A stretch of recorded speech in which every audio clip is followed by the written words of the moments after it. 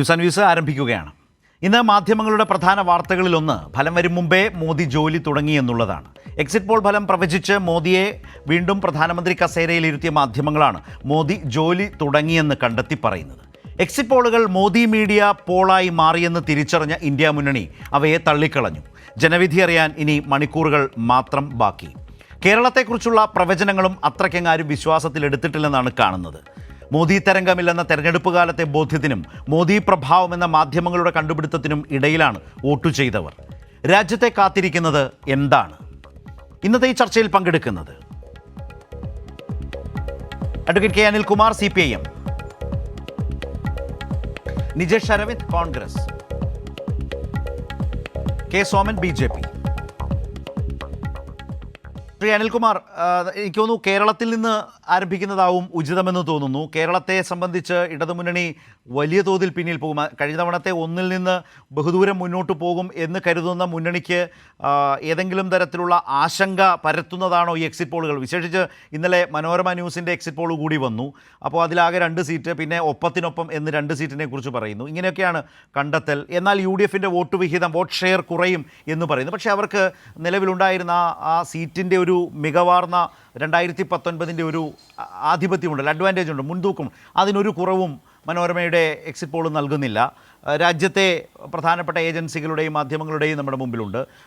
അതുപോലെ തന്നെ ആക്സിസ് ഇന്ത്യയുടെ വോട്ട് ഷെയർ നോക്കിയാൽ 29% CPIM LDFൻ്റെ വോട്ട് വല്ലാതെ താഴും എന്ന് പറയുന്നു. BJPയുമായി ഏതാണ്ട് 2% മാത്രം വ്യത്യാസം മാത്രമേ ഉണ്ടാകൂ എന്നൊക്കെയാണ് ഇവർ പറയുന്നത്. ഇത് CPIMനെയും ഇടതുമുന്നണിയെയും ഇത് അനലൈസ് ചെയ്യുമ്പോൾ ഏത് നിലയിലാണ് മനസ്സിലാക്കുന്നത്? ഏത് തരത്തിലുള്ള ആശങ്കയാണുള്ളത്?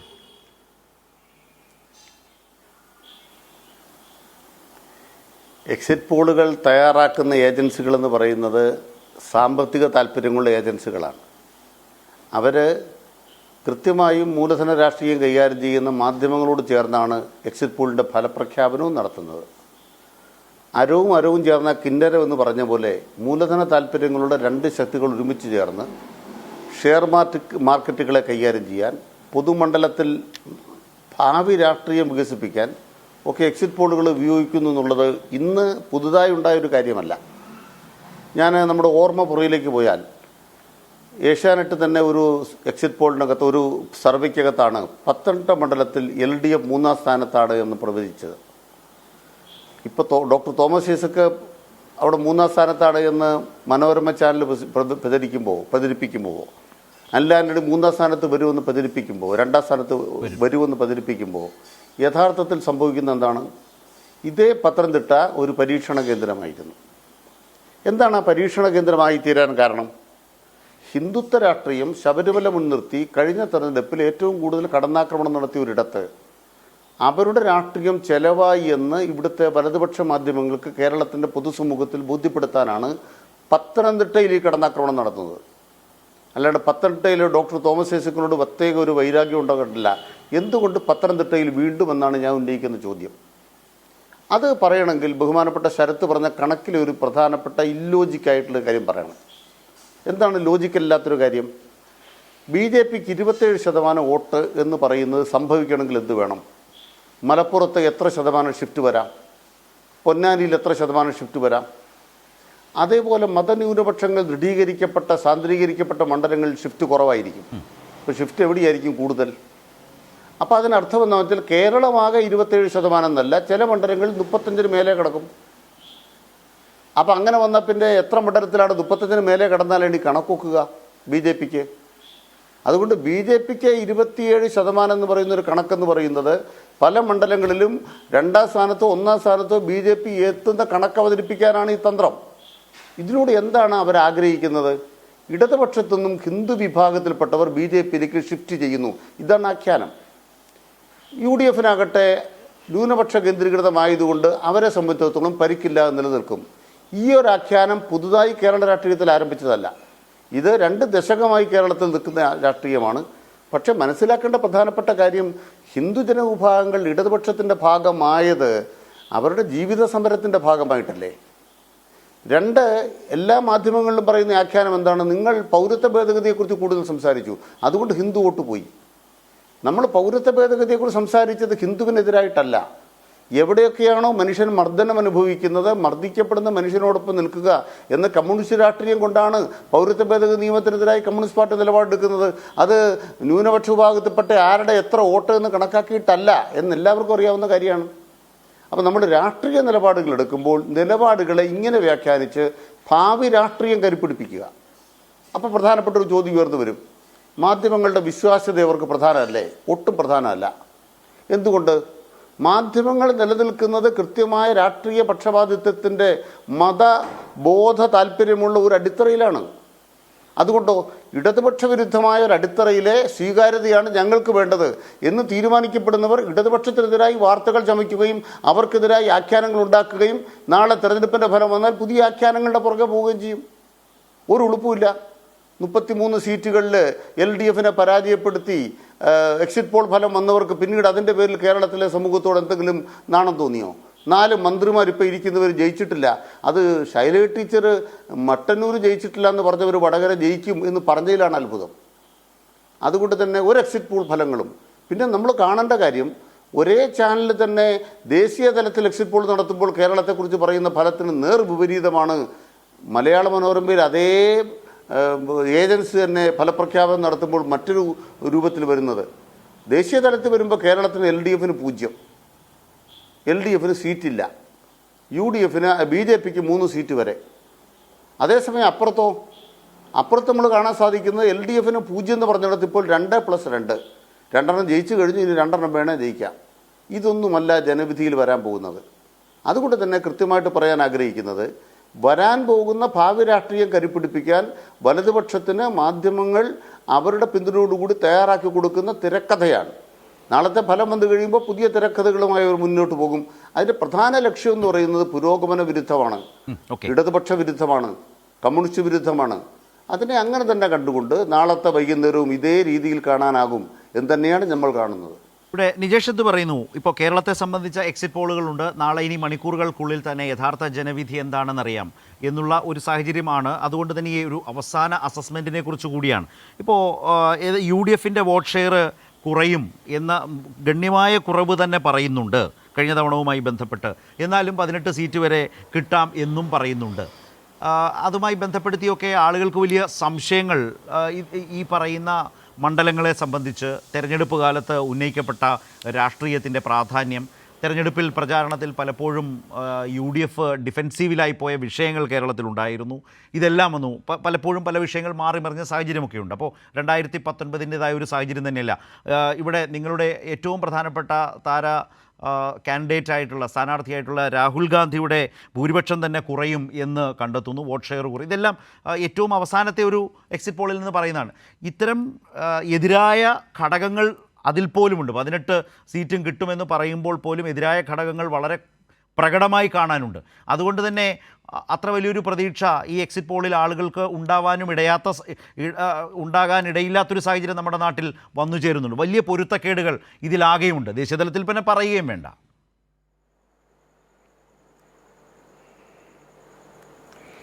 അല്ല ശരത്ത്, ഇനി അടുത്ത തവണ മുതൽ നമ്മളൊക്കെ തീരുമാനിക്കേണ്ടത് തെരഞ്ഞെടുപ്പ് മാത്രം ജയിച്ചാൽ പോരാ, ഇനി എക്സിറ്റ് പോളുകൾ കൂടി ജയിക്കാൻ ആവശ്യമായ പ്രചരണം നടത്തണം എന്നാണ് നമ്മൾ മനസ്സിലാക്കേണ്ടത്.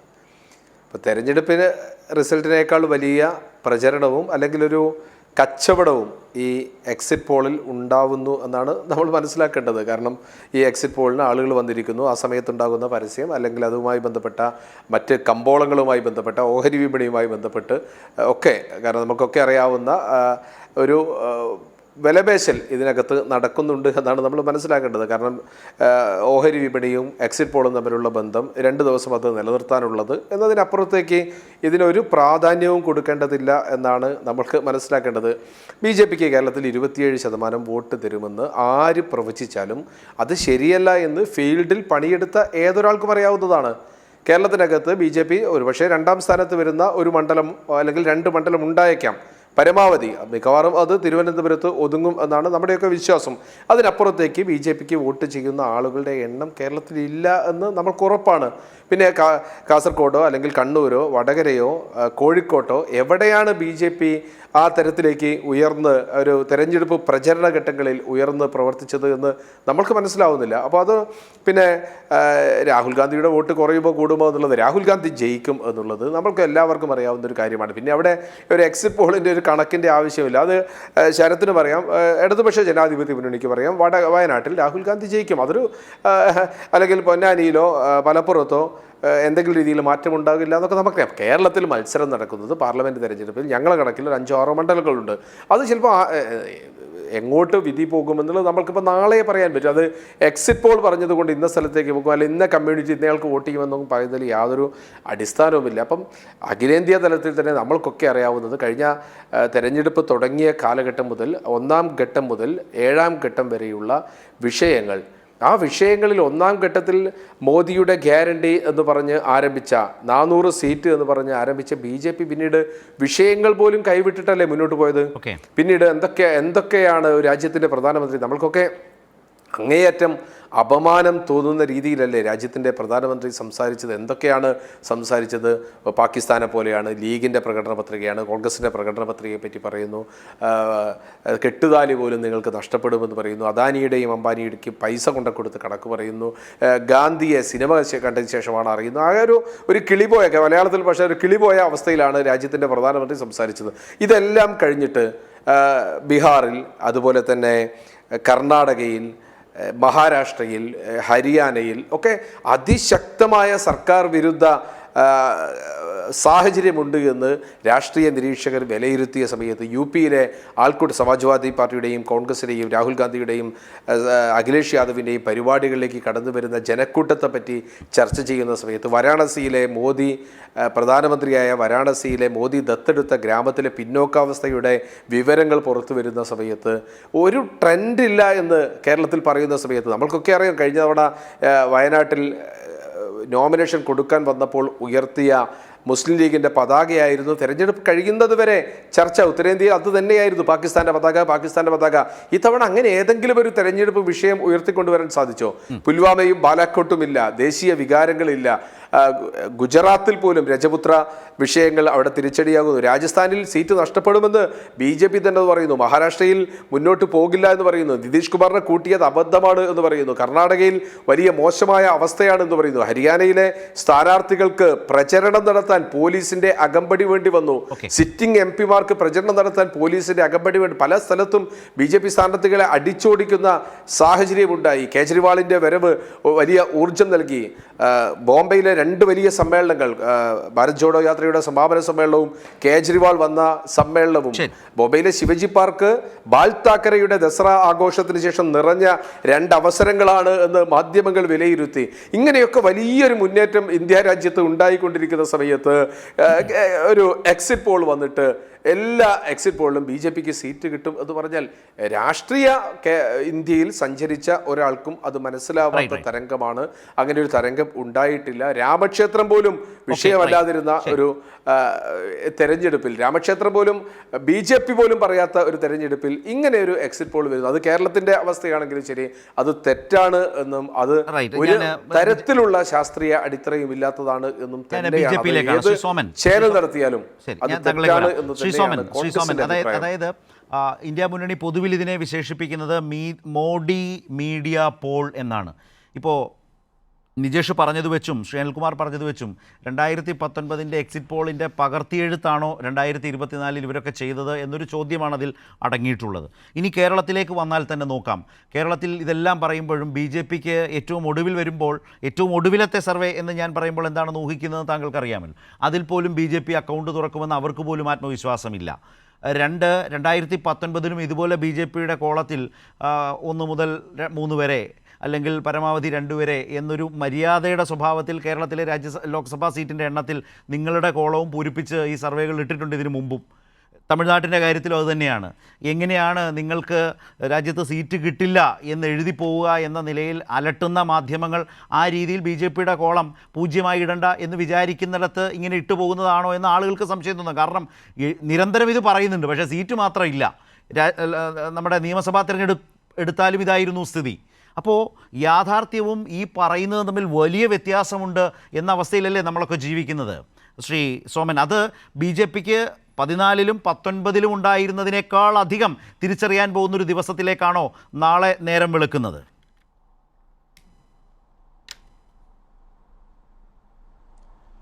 ശരത്തെ, ഈ എക്സിറ്റ് പോളിനെ കുറിച്ചിട്ട് നമ്മളിപ്പോഴും ഇവിടെ ചർച്ച ചെയ്യുകയാണ്. ഇന്നലെയും ഇന്നും ചർച്ചയാണ്.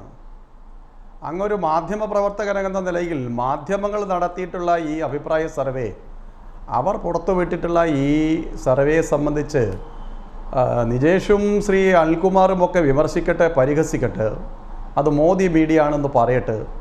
അങ്ങ് അതിൻ്റെ കൂടെ കൂടുന്നതിനകത്തിൽ എനിക്ക് പരിഭവമുണ്ട് എന്ന് പറയാതിരിക്കാൻ നിർവാഹമില്ല. മാധ്യമ സ്ഥാപനങ്ങൾ നരേന്ദ്രമോദിയുടേതല്ലല്ലോ. മോദിയെ പറയാൻ വേണ്ടി, പരിഹസിക്കാൻ വേണ്ടി മാധ്യമങ്ങളെ പരിഹസിക്കുകയാണ്. മാധ്യമങ്ങളെ വിശ്വാസമില്ല എന്ന് ശ്രീ അനിൽകുമാർ ഇവിടെ പറയുകയാണ്. ഞാനൊന്ന് ചോദിക്കട്ടെ, ഈ ഒരു സർവേ റിപ്പോർട്ട് തിരിച്ചായിരുന്നു എങ്കിൽ മോദി അധികാരത്തിൽ നിന്ന് പുറത്തേക്ക് പോകും, BJP പരാജയപ്പെടും, NDA പരാജയപ്പെടും എന്ന നിലയിലൊരു സർവേ റിപ്പോർട്ടാണ് രാജ്യത്ത് വന്നിരുന്നത് എങ്കിൽ ഈ അനിൽകുമാറിനും കോൺഗ്രസിൻ്റെ പ്രതിനിധിക്കുമൊക്കെ ഈ മാധ്യമങ്ങൾ വലിയ സ്വീകാര്യതയുള്ള സ്ഥാപനങ്ങളായി മാറുമായിരുന്നു. അങ്ങനെ വരില്ല. ഇന്ന് സാഹചര്യം തിരിച്ചാണ്. സാഹചര്യങ്ങൾ നരേന്ദ്രമോദിക്ക് അനുകൂലമാണ്, NDAക്ക് അനുകൂലമാണ്. ഞാനൊന്ന് പറഞ്ഞോട്ടെ ശരത്തെ. അപ്പം നരേന്ദ്രമോദിക്ക് അനുകൂലമായിട്ടുള്ള സർവേ റിപ്പോർട്ടുകളെ മോദി മീഡിയ എന്ന് പറഞ്ഞ് ഇന്ത്യ മുന്നണിക്കാർ ഇവർ പരിഹസിച്ച് തള്ളിക്കളയുകയാണ്. ഞങ്ങൾക്ക് ഈ സർവേ റിപ്പോർട്ടിനും അപ്പുറത്തേക്ക് ജനങ്ങളിൽ വലിയ വിശ്വാസമുണ്ട്. നരേന്ദ്രമോദി സർക്കാർ കഴിഞ്ഞ 10 വർഷക്കാലം രാജ്യത്ത് നടപ്പാക്കിയിട്ടുള്ള ക്ഷേമ പ്രവർത്തനങ്ങൾ, ആ ക്ഷേമ പ്രവർത്തനങ്ങളുടെ ആനുകൂല്യങ്ങൾ കിട്ടിയവർ, രാജ്യത്തൊരു സർക്കാരുണ്ട്, ലോകത്തുള്ള മലയാളിക്ക്, ലോകത്തുള്ള ഇന്ത്യക്കാരന് ഒരു പ്രധാനമന്ത്രി ഈ രാജ്യത്തുണ്ട് എന്നൊരു ചിന്തയും ഒരു വികാരവും സൃഷ്ടിക്കാൻ കഴിഞ്ഞ 10 വർഷക്കാലത്തെ ഭരണം കൊണ്ട് കഴിഞ്ഞിട്ടുണ്ട്.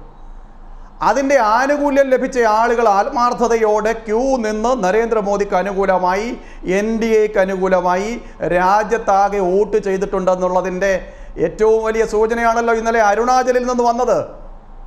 ഈ അരുണാചലിൽ നിന്ന് വന്ന വിവരത്തെക്കുറിച്ചിട്ട് എന്താണ് അനിൽകുമാറിനും കോൺഗ്രസിൻ്റെ പ്രതിനിധിക്കും പറയാനുള്ളത്? 4 സീറ്റ് അരുണാചലിൽ ഉണ്ടായിരുന്നു, 1 ചുരുങ്ങിയില്ലേ കോൺഗ്രസിന്. അവിടെ മോദി മീഡിയയുടെ ഈ എക്സിറ്റ് പോളിന് വരുന്നതിന് മുമ്പ് അവിടുത്തെ ഫലം വന്നല്ലോ. കേരളത്തിലും ഇത് തന്നെയാണ് സംഭവിക്കാൻ പോകുന്നത്. കേരളത്തിൽ ഞാനൊരു ചോദിച്ചു കൊള്ളട്ടെ, ഏത് സർവേയിലാണ് BJPക്ക് 1 മുതൽ 3 വരെ, 0 മുതൽ 3 വരെ എന്ന സർവേ റിപ്പോർട്ടുകൾ മുൻകാലങ്ങളിൽ വന്നു എന്ന് അങ്ങ് പറഞ്ഞാൽ എന്നാണ് വന്നിട്ടുള്ളത്? ഏതാണ്ട് എല്ലാ സർവേകളിലും ഇപ്പോൾ വന്നിട്ടുള്ളത് 1 മുതൽ 3 വരെ, 1 മുതൽ 4 വരെ എന്ന നിലയിൽ വരുന്നു. ഇവിടെ മാറ്റമുണ്ടായിട്ടുണ്ട്. ഇവിടുത്തെ മാറ്റം എങ്ങനെയാണ് ഉണ്ടായിട്ടുള്ളത്? ഇവിടുത്തെ വോട്ടർമാരുടെ മനസ്സിലുണ്ടായ മാറ്റമാണ്. കേട്ടോ ശ്രീ സോമൻ, എന്താണ് ചേർത്തെ? അതായത് 3ാമത്തെ സീറ്റ് ഏതാണ് എന്ന് BJP-ക്കാർ തന്നെ തപ്പി നടക്കുകയാണെന്ന് പറഞ്ഞ രാഷ്ട്രീയ പരിഹാസവും വിമർശനവും എതിർ പാർട്ടിക്കാരിൽ നിന്നുണ്ടായിട്ട് താങ്കൾ ശ്രദ്ധിച്ചിട്ടുണ്ടാവും. 2ാമത്തെ കാര്യം, ഞാൻ അതിൻ്റെ ഒരു ട്രെൻഡിനെ കുറിച്ചാണ് പറഞ്ഞത്. ഏത് തെരഞ്ഞെടുപ്പ് സമീപകാലത്തെടുത്താലും കേരളത്തിൽ നിങ്ങളില്ലാത്ത തെരഞ്ഞെടുപ്പില്ല. നിങ്ങൾക്ക് അക്കൗണ്ട് ഉണ്ട്, നിങ്ങളുടെ അക്കൗണ്ട് തുറക്കും, നിങ്ങൾ ആ നിലയിൽ കേരളത്തിൻ്റെ പാർട്ടാണ് എന്ന രീതിയിലാണ് ഈ സർവേക്കാർ പറഞ്ഞിട്ടുള്ളതെന്നേ ഞാൻ പറഞ്ഞുള്ളൂ. ആ രീതിയിലാണ് നിങ്ങളെ ട്രീറ്റ് ചെയ്തിട്ടുള്ളത് എന്നാണ് ഞാൻ പറഞ്ഞത്. കഴിഞ്ഞ തെരഞ്ഞെടുപ്പ് ഒരു ലോക്സഭാ തെരഞ്ഞെടുപ്പിലും BJPക്ക് സീറ്റ് ഉണ്ടാവുമെന്ന്, 1-ലധികം സീറ്റുകൾ ഉണ്ടാകുമെന്ന്, BJP അക്കൗണ്ട് തുറക്കുമെന്ന് ഒരു ലോക്സഭാ തെരഞ്ഞെടുപ്പിലും കേരളത്തിൽ അങ്ങനെ സർവേ അഭിപ്രായ റിപ്പോർട്ടുകൾ വന്നതായി എൻ്റെ ശ്രദ്ധയിൽപ്പെട്ടിട്ടില്ല. 1-ലധികം മാധ്യമങ്ങൾ ഇപ്പോൾ പുറത്തു വന്നിട്ടുള്ള സർവേ റിപ്പോർട്ടിൽ കേരളത്തിൽ BJP അക്കൗണ്ട് തുറക്കും, 1-ലധികം സീറ്റുകൾ നേടും എന്ന് പറയുകയാണ്. പക്ഷേ ഇവിടെ ഒരു വാചകം താങ്കളോട് ശ്രദ്ധയോട് സൂചിപ്പിച്ചിരുന്നു. ഏറ്റവും അവസാനം വന്ന എക്സിറ്റ് പോളിൽ കേരളത്തിൽ BJP അക്കൗണ്ട് തുറക്കില്ല എന്ന് കേരളത്തിലെ 20 ലോക്സഭാ മണ്ഡലങ്ങളെയും സവിസ്തരം വിശദീകരിച്ച് വിശകലനം ചെയ്ത് ചർച്ച ചെയ്ത് അവതരിപ്പിച്ചപ്പോൾ അവർ പറയുന്നില്ല എന്നത് നിങ്ങളെ സംബന്ധിച്ച് നിരാശയുള്ളതല്ലേ? മുമ്പ് പറഞ്ഞ ചിലരെയൊക്കെ എടുത്തുയർത്തി കാട്ടുമ്പോൾ ഏറ്റവും അവസാനം മലയാളി കണ്ട ഒരു എക്സിറ്റ് പോളിൽ നിങ്ങൾക്ക് സീറ്റില്ല എന്നൊരവസ്ഥയുണ്ട്. നിങ്ങളെ 2ാം സ്ഥാനത്ത് പത്തനംതിട്ടയിൽ കൊണ്ടിരുത്തിയിട്ടുണ്ട്. അതേക്കുറിച്ച് ശ്രീ അനിൽകുമാർ നേരത്തെ സൂചിപ്പിച്ചല്ലോ. 19-ൽ മറ്റൊരു ചാനൽ അങ്ങനെ ഒരു തിയറി അവതരിപ്പിച്ചു. പക്ഷേ എന്താണ് സംഭവിച്ചത് എന്നത് കണ്ടതുമാണ്. ആ ഒരു സാഹചര്യത്തെക്കുറിച്ച്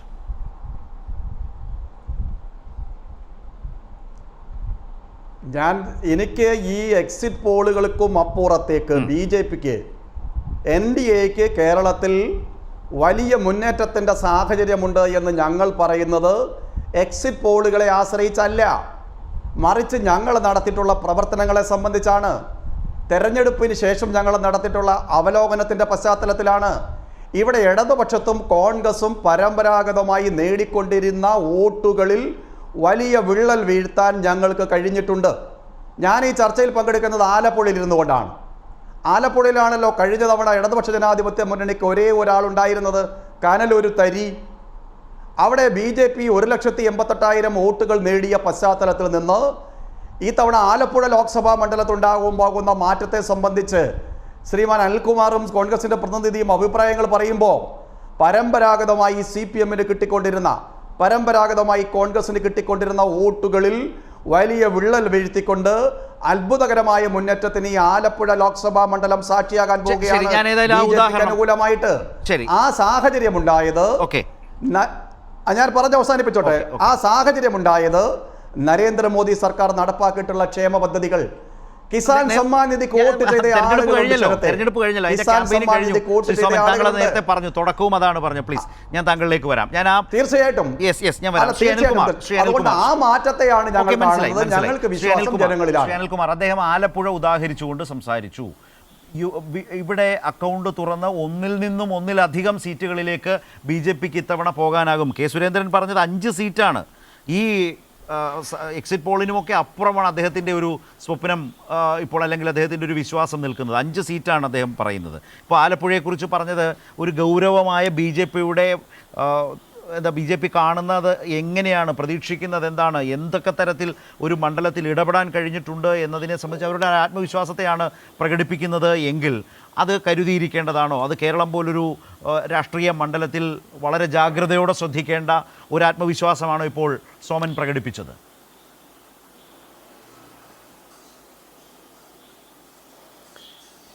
ആലപ്പുഴയെ സംബന്ധിച്ച് പറയുമ്പോൾ കമ്മ്യൂണിസ്റ്റ് പാർട്ടിയുടെ നേതൃത്വത്തിൽ നടന്ന ചരിത്രപ്രസിദ്ധമായ ഉജ്ജ്വലമായ പുന്നപ്രവേലാറിൻ്റെ മണ്ണല്ലേ. അവിടുത്തെ മനുഷ്യരെങ്ങനെയാണ് ഉയർന്നു നിൽക്കാൻ പഠിച്ചത്, എണീറ്റ് നിൽക്കാൻ പഠിച്ചത്? സംഘപരിവാറിൻ്റെ ഏതെങ്കിലും പ്രവർത്തനത്തിൻ്റെ ഫലമായിട്ടാണോ? നിങ്ങൾ ഏതെങ്കിലും ജാതി രാഷ്ട്രീയം വെച്ച് ഞങ്ങളുടെ ഒരു നേതാവ് ഏതെങ്കിലും പ്രത്യേക ജാതിയിൽപ്പെട്ട ആളാണ് എന്ന് പറഞ്ഞ് വോട്ട് ചോദിക്കാൻ ചെന്നാലുടനെ അവിടുത്തെ ആളുകൾ ആ നിലയ്ക്ക് പോകുന്ന മനുഷ്യരല്ല. അത് മനസ്സിലാക്കണം. അതിനെതിരായ പോരാട്ടം നടന്ന മണ്ണുകൂടിയാണ് ആലപ്പുഴ എന്ന് മറന്നു പോകരുത്. ആ സമരപാഠങ്ങൾ മനസ്സിലാക്കിയൊരു സമൂഹത്തിൻ്റെ പിന്തുടർച്ചാവകാശികളാണ് ആലപ്പുഴയിലെ മനുഷ്യർ. അതുകൊണ്ട് അവരാകമാനം ഏതോ ഒരു തെരഞ്ഞെടുപ്പിൽ വന്നാൽ അഴകി വരുന്നവനെ അപ്പ എന്ന് വിളിക്കുന്ന രീതിയിൽ പെരുമാറും എന്നൊക്കെ ആരെങ്കിലും ധരിച്ചാൽ അങ്ങനെ ചിന്തിക്കാനൊക്കെ അവകാശമുണ്ട്. പക്ഷെ അത് കേരളത്തിലാണ്, ആലപ്പുഴയിലാണ്. ഇത് നടന്നിട്ടില്ല, നടക്കില്ല എന്ന് തെളിഞ്ഞിട്ടുണ്ടല്ലോ പലപ്പോഴും. അവിടെ നമ്മൾ കാണേണ്ടത് കഴിഞ്ഞ നിയമസഭാ തെരഞ്ഞെടുപ്പിൽ 35+ ആയിരുന്നു BJPയുടെ പ്രഖ്യാപനം. എന്നിട്ട് ബഹുമാനപ്പെട്ട അന്നത്തെ കെ സുരേന്ദ്രൻ്റെ പ്രസ്താവന എന്താണ്? ഞങ്ങൾ തീരുമാനിക്കും അടുത്ത മുഖ്യമന്ത്രി ആരാണെന്ന്. കെ സുരേന്ദ്രനും PC ജോർജ് കൂടിയാണ് മുഖ്യമന്ത്രിയെ തീരുമാനിച്ചത്. എന്തായിരുന്നു? എക്സിറ്റ് പോളിൽ നിങ്ങൾക്ക് നിയമസഭ സീറ്റില്ലായിരുന്നോ? നിങ്ങൾ തന്നെ ആലോചിച്ച് നോക്കി. എവിടുന്ന് കിട്ടിയ ആഖ്യാനങ്ങൾ? അവസാനം എന്ത് സംഭവിച്ചു? പാലക്കാട്ട് ശ്രീധരനാണെങ്കിൽ ആഫീസ് വരെ തുറന്ന് കാത്തിരുന്നില്ലേ? അപ്പോൾ നമ്മുടെ മോഹങ്ങൾക്ക് എന്തായാലും ഒരു പരിധി നിശ്ചയിക്കേണ്ട കാര്യമില്ല. ഞങ്ങളെ സംബന്ധിച്ചിടത്തോളം ഞങ്ങളുടെ ആത്മവിശ്വാസം എന്താണ്, കമ്മ്യൂണിസ്റ്റ് പാർട്ടിയുടെ ആത്മവിശ്വാസം എന്താണ്? ഇന്ന് ബഹുമാനപ്പെട്ട തോമസ് ഐസക്കിൻ്റെ ഒരു പടം ചേർത്ത് ഒരാളൊരു പോസ്റ്റ് എടുത്ത് കണ്ടു. ഈ എക്സിറ്റ് പോൾ കണ്ടപ്പോൾ തോമസ് ഐസക്ക് 3-ാം സ്ഥാനത്ത് പത്തനംതിട്ടയിൽ നിന്ന് കണ്ടപ്പോഴാണ് ഒരു RSSകാരൻ ഒരു പോസ്റ്റ് ഇട്ടത്. ആ പോസ്റ്റിനകത്ത് പറയുന്നത് ഡോക്ടർ തോമസ് ഐസക്ക് ഒരു സ്കൂളിലെ ശുചിമുറി വൃത്തിയാക്കുന്നു, ചൂലെടുത്ത് വൃത്തിയാക്കുന്നു. ഈ പണിക്ക് ഇത് കൊള്ളാം, വേറെ പണി നിങ്ങളെ കൊണ്ട് നടക്കത്തില്ലല്ലോ എന്നാണ് തെരഞ്ഞെടുപ്പ് തോറ്റു കഴിഞ്ഞാൽ ആ പണിക്ക് കൊള്ളാമെന്നാണ് തോമസ് ഐസക്കിനോടുള്ള ജൂൺ 4 എന്ന ക്യാപ്ഷൻ അദ്ദേഹം ഭേഷായി മറുപടി പറഞ്ഞിട്ടുണ്ട്. അതെ അതെ അതെ അതെ കമ്മ്യൂണിസ്റ്റ് പാർട്ടി എന്ന് പറയുന്നത് എന്താണെന്ന് മനസ്സിലാക്കണം. ഞങ്ങൾ എവിടുന്ന് ആരംഭിച്ചത്? ഞങ്ങൾ ആരംഭിച്ച പുന്നപ്രകാരൻ്റെ കഥയൊക്കെ അവിടെ നിൽക്കട്ടെ. കുറഞ്ഞ പക്ഷം 57-ലെ EMS ഗവൺമെൻറ്റിന് ഒരു സ്വപ്നം ഉണ്ടായിരുന്നു, ഭൂപരിഷ്കരണം, അതുപോലെ വിദ്യാഭ്യാസ നിയമം. ഇത് രണ്ടിലും BJPക്കും UDFനും എന്ത് പങ്ക്? കേരളത്തിൽ നടന്ന ജനകീയാസൂത്രണ പ്രസ്ഥാനം നിങ്ങൾ എതിർത്തോ അനുകൂലിച്ചോ? അധികാര വികേന്ദ്രീകരണം, സാക്ഷരതാ പ്രസ്ഥാനം നിങ്ങൾ എതിർത്തോ അനുകൂലിച്ചോ? ഓരോ ഘട്ടത്തിലും സർക്കാരിനെ താഴെ ഇടുകയായിരുന്നു ചെയ്ത്, വിമോചന സമരം നടത്തുക ചെയ്ത്. ഇന്നും ഈ സർക്കാർ കൊണ്ടിരുന്ന എല്ലാ കാര്യങ്ങളും സർക്കാരിനെ ആക്രമിച്ചുകൊണ്ടിരിക്കുകയാണ്. ആഖ്യാനങ്ങൾ അങ്ങനെയാണ്. ഏതെങ്കിലും കാലത്ത് കേരളത്തിലെ സ്കൂൾ നന്നാക്കാൻ UDFന് പദ്ധതി ഉണ്ടായിരുന്നു, ആശുപത്രി നന്നാക്കാൻ UDFന് പദ്ധതി ഉണ്ടായിരുന്നു. പിന്നെ എന്തിനാ LDFനെ തോൽപ്പിക്കുന്ന കേരളത്തിലെ ജനങ്ങൾ? സാധാരണഗതിയിൽ ഞങ്ങളെ തോൽപ്പിക്കേണ്ട കാര്യമില്ല. പക്ഷേ ഞങ്ങൾ എത്ര നല്ല പ്രവർത്തനം നടത്തിയാലും പിറ്റേ തെരഞ്ഞെടുപ്പിൽ ഞങ്ങളെ അട്ടിമറിക്കത്തക്ക വിധം മുന്നണി ബലാബലം ഒരു വിഷയമായിരുന്നു. ഇപ്പോൾ മുന്നണി ബലാബലത്തിൽ LDFനാണ് മേൽക്കൈ, ഒന്നാമത്തെ കാര്യം. കഴിഞ്ഞ ലോക്സഭയിൽ 20 സീറ്റും തോറ്റപ്പോഴും തോറ്റതിൻ്റെ കാരണം വേറെയാണ്, ഞങ്ങളുടെ കുറ്റമല്ല. ലോക്സഭാ തെരഞ്ഞെടുപ്പായതുകൊണ്ട് രാഹുൽ ഗാന്ധിക്ക് വോട്ട് ചെയ്താണെന്ന് മനസ്സിലാക്കിയപ്പോൾ ഞങ്ങൾ പോയി ജനങ്ങളെ കണ്ട് വോട്ട് പിടിച്ചപ്പോൾ ഞങ്ങൾ നിയമസഭയിലും പഞ്ചായത്തിലും ജയിച്ചു. അപ്പോൾ ഇടതുപക്ഷത്തിനെതിരായി ഒരു ആഖ്യാനം ഉണ്ടാക്കുന്നുണ്ട്. ഈ തെരഞ്ഞെടുപ്പിൽ ഈ എല്ലാ സർവേകളുടെയും ബേസ് എന്താണ്? ഇടതുപക്ഷത്തിനും CPMനും അല്ലെങ്കിൽ കേരളത്തിലെ സർക്കാരിനുമെതിരെ ഒരു ഭരണവിരുദ്ധ വികാരമുണ്ട്. ഇതാണല്ലോ ആഖ്യാനം. ഞങ്ങൾക്ക് മനസ്സിലാകാത്തത് 10 കൊല്ലമായി ഇന്ത്യ ഭരിക്കുന്ന BJPക്കെതിരെ ഒരിടത്തും ഭരണവിരുദ്ധ വികാരമില്ല. BJP ഭരിക്കുന്ന സംസ്ഥാനങ്ങളിലും ഭരണവിരുദ്ധ വികാരമില്ല. പിന്നെ എവിടെയാണ് ഭരണവിരുദ്ധ വികാരമുള്ളത്? അത് BJP അല്ലാത്ത പാർട്ടികൾ ഭരിക്കുന്ന എല്ലായിടത്തും കാണും. അത് തെലങ്കാനയിലുണ്ട്, ആന്ധ്രയിലുണ്ട്, കർണാടകത്തിലുണ്ട്, ഓരോ സ്റ്റേറ്റ് എടുത്ത് നോക്കുക, തമിഴ്നാട്ടിലുണ്ട്. അപ്പോൾ ഭരണവിരുദ്ധ വികാരം പ്രതിപക്ഷ പാർട്ടികൾ ഭരിക്കുന്ന സംസ്ഥാനങ്ങൾ. മറ്റ് സംസ്ഥാനങ്ങളിലോ BJP ഭരിക്കുന്നിടത്ത് ഒരു ഭരണവിരുദ്ധ വികാരമില്ല. ആ ആഖ്യാനം മനസ്സിലായില്ല. കേരളത്തെ സംബന്ധിച്ച് ഭരണവിരുദ്ധ വികാരം ഉണ്ടാക്കാൻ ശ്രമിച്ചു എന്നുള്ളത് സത്യമൊക്കെയാണ്. മാത്രമല്ല ഞങ്ങളെക്കുറിച്ച് മ്ലേച്ഛമായ ആഖ്യാനങ്ങൾ. ഇന്നിപ്പോൾ ഒരു പത്രം ഞാൻ കണ്ടു, ഞെട്ടിപ്പോയി. അതിൻ്റെ സെൻട്രൽ പേജിൽ ഒരു പ്രധാനപ്പെട്ട ഒരു സാധനം കൊടുത്തിരിക്കുകയാണ്. അതായത് മുഖ്യമന്ത്രിയുടെ മകൾ വീണ വിജയനും എക്സാലോജിക്കുമെതിരെ ED കേസെടുത്തു എന്നാണ് ഈ നാൾ വഴി പോലെ മുഖ്യമന്ത്രിയുടെ മകളുടെയൊക്കെ പടമൊക്കെ ചേർത്ത് കാരിക്കേച്ചർ ഉണ്ടാക്കിയിരിക്കുക ഒരു പത്രം. പ്രധാനപ്പെട്ട പത്രമാണ്. ഞാൻ ആ പത്രത്തിൻ്റെ ചുമതലക്കാരെ വിളിച്ച് ചോദിച്ചു, ആ കേസിൻ്റെ നമ്പർ ഒന്ന് പറയാമോ? അങ്ങനെ കേസ് എടുത്തിട്ടില്ല. മുഖ്യമന്ത്രിയുടെ മകൾക്ക് വിദേശത്ത് അക്കൗണ്ട് ഇല്ല എന്ന യാഥാർത്ഥ്യമാണോ, അക്കൗണ്ട് ഉണ്ട് എന്നുള്ള ആരോപണമാണ് ആളുകളുടെ മനസ്സിൽ കിടക്കുന്നത്? ഞങ്ങൾക്കെതിരായിട്ട് ഇങ്ങനെ ചമയ്ക്കുന്ന നുണകളുണ്ട്. ഈ നുണകളാണ് പെർസെപ്ഷനായി, ആഖ്യാനങ്ങളായി ആളുകളുടെ തലയിൽ കിടക്കുന്നത്. ഇതിൻ്റെ ഭാഗമായി ഇടതുപക്ഷത്തോട് ചേരേണ്ടവരെ ചേർത്ത് നിർത്താതിരിക്കാനും വലതുപക്ഷ രാഷ്ട്രീയത്തെ അങ്ങനെ സംരക്ഷിച്ച് നിർത്താനും മാധ്യമങ്ങൾ ശ്രമിക്കുന്നുണ്ടാവാം. അതിൻ്റെ ഒരു എക്സ്റ്റൻഷനാണ് ഇപ്പോൾ ഈ സർവേ. അത്രയാണ് ഞങ്ങൾ പറയുന്നത്. ആ എക്സ്റ്റൻഷനും നാളെ പൊളിയും. പക്ഷെ ഒരു കാര്യത്തിൽ വ്യക്തത വരുത്താൻ ആഗ്രഹിക്കുന്നു. ഞങ്ങളെ സംബന്ധിച്ചിടത്തോളം ഒരു തെരഞ്ഞെടുപ്പ് കൊണ്ട് വിധിക്കപ്പെടേണ്ട പാർട്ടിയല്ല കമ്മ്യൂണിസ്റ്റ് പാർട്ടി. ഒരു തെരഞ്ഞെടുപ്പ് കൊണ്ട് വിധിക്കപ്പെടേണ്ട പാർട്ടിയെ അല്ല കമ്മ്യൂണിസ്റ്റ് പാർട്ടി. കമ്മ്യൂണിസ്റ്റ് പാർട്ടിക്ക് നിയതമായ വർഗസമരത്തിന്റെ ഭാഗമായ ഒരു സമൂഹ വികാസത്തിന്റെ രീതിയുണ്ട്. ഞങ്ങളുടെ കളരി വേറെയാണ്. ആത്മവിശ്വാസത്തോടുകൂടി തെരഞ്ഞെടുപ്പിനെ നേരിടുമ്പോഴും 59 ആ സർക്കാരിനെ പിരിച്ചുവിട്ട ശേഷം വീണ്ടും അധികാരത്തിലേക്കേ വരില്ല എന്ന നിലയിൽ കരുതിയവർക്ക് മുൻപിലാണ് 67 വീണ്ടും EMSന്റെ സർക്കാർ ഉണ്ടാകുന്നത്. അതിനുശേഷം നയനാരുടെ സർക്കാർ വന്നു, അതിനുശേഷം VSന്റെ സർക്കാർ, അങ്ങനെ ഇടതുപക്ഷ സർക്കാരുകൾ തുടർച്ചയായിരുന്നു. ഇപ്പോൾ തുടർ ഭരണത്തിലും നിൽക്കുന്ന ഒരു സാഹചര്യമുണ്ട്. ഞാൻ ഏറ്റവും മോശപ്പെട്ട ഒരു പ്രചാരണമായതുകൊണ്ട് തന്നെ അത് കക്ഷി രാഷ്ട്രീയത്തിന് അതീതമായി തന്നെ അതിനെ ചെറുക്കേണ്ടതുണ്ട് എന്നുള്ളതുകൊണ്ട് ഇപ്പോൾ ഡോക്ടർ തോമസ് ഐസക്കുമായി ബന്ധപ്പെട്ട് പറഞ്ഞ ആ കാര്യത്തെക്കുറിച്ച് 2 വാചകം പറഞ്ഞു തന്നെ പോകേണ്ടതാണ്. അദ്ദേഹം ഇന്ന് ഫേസ്ബുക്കിൽ എഴുതിയതാണ്. മുമ്പ് പറഞ്ഞത് അദ്ദേഹം ഒരു ശുചിമുറി ചൂലുകൊണ്ട് തൂക്കുന്ന ഒരു ചിത്രം എടുത്തു വെച്ചിട്ട് അദ്ദേഹത്തെ പത്തനംതിട്ടയിൽ 3-ാം സ്ഥാനത്തായി പോകും എന്നതിനെ ഒരു വ്യക്തി ഒരു പോസ്റ്റ് ഇടുകയോ ചിത്രമിട്ട് പോസ്റ്റ് ഇട്ടു. അപ്പോൾ തോമസ് ഐസക്കിൻ്റെ മറുപടിയാണ്, മനോരമ സർവേയെ തുടർന്ന് സംഘികൾ അർമാദത്തിലാണ്. പത്തനംതിട്ടയിൽ ഞാൻ 3-ാം സ്ഥാനത്താണത്രേ. ഏതാനും മണിക്കൂറുകൾ കഴിഞ്ഞ് അറിയാൻ പോകുന്ന കാര്യമില്ല, അതുകൊണ്ട് അതവിടെ നിൽക്കട്ടെ. ഒരു സംഖ്യയുടെ പ്രതികരണം ഇങ്ങനെയാണ്: ആഫ്റ്റർ ജൂൺ 4 എന്ന ക്യാപ്ഷനോടുകൂടി എക്സിൽ എൻ്റെ പഴയൊരു പടം എന്നെ ടാഗ് ചെയ്തിരിക്കുകയാണ്. ജൂൺ 4-ാം തീയതി കഴിഞ്ഞാൽ എൻ്റെ പണി ഇതായിരിക്കുമെന്നാണ് അയാളുടെ ട്വീറ്റ്. സംഖ്യയുടെ ചിന്തയിൽ ശുചീകരണമാണ് ഏറ്റവും മോശവും അപമാനകരവുമായ ജോലി.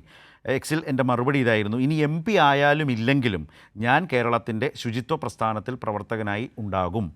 തുടർന്ന് അദ്ദേഹം ആലപ്പുഴയിലെ കലൂരിൽ പണ്ട് സ്കൂള് പരിസരവും ശുചിത്വ ദിനാചരണത്തിൻ്റെ ഭാഗമായി ഇത് വൃത്തിയാക്കിയതിന് ശേഷമുള്ള ആ ചിത്രമാണ്. അത്തരം കാര്യങ്ങളിലും ഒക്കെ പറഞ്ഞു പോകുന്നുണ്ട്. സംഘിക്ക് ഇതിനെക്കുറിച്ചൊക്കെ എന്തറിയാം എന്ന് പറഞ്ഞാണ് അദ്ദേഹം അവസാനിപ്പിക്കും. കാരണം ഇത്തരത്തിലുള്ള മ്ലേച്ഛമായ പരിപാടികളൊന്നും അനുകൂലിക്കുന്ന നാടല്ല കേരളം എന്നുള്ളത് കൊണ്ട് കൂടിയാണ് ഞാനത് ഒന്ന് വായിച്ചു പോയത്. നേരത്തെ ശ്രീ അനിൽകുമാർ അത് സൂചിപ്പിക്കുകയും ചെയ്തു. ശ്രീ നിജേഷ്, ഇപ്പോൾ 8 വർഷമായി നിങ്ങൾ പ്രതിപക്ഷത്താണ്. സ്വാഭാവികമായും നിങ്ങൾക്ക് ഒരു തരത്തിലും അത് സഹിക്കാൻ കഴിയില്ല.